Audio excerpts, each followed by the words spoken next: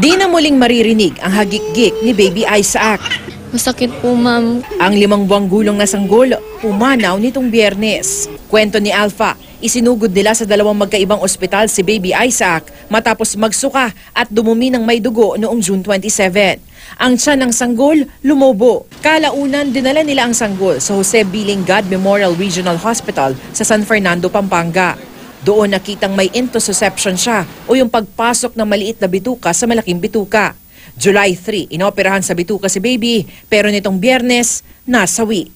Doble pighati para sa mga magulang nang makita na tuklap ang balat sa likod at tagiliran at may hiwa pa sa liig si Baby Isaac. Para pong manok yung anak ko na basta-basta nilang nila hiniwaan sa liig. Nakakaawa po yung anak. Kaya nga namin siya dinala sa ospital para mapaayos yung lagay niya. At ang sabi pa raw sa kanila, ibalot na lang si Baby paalis ng ospital. Dapat daw po, yung ospital daw po mismo, yung tumatawag po ng morgue. Yung nangyari po, kami yung nagbitbit sa anak ko papunta pong labas ng ospital.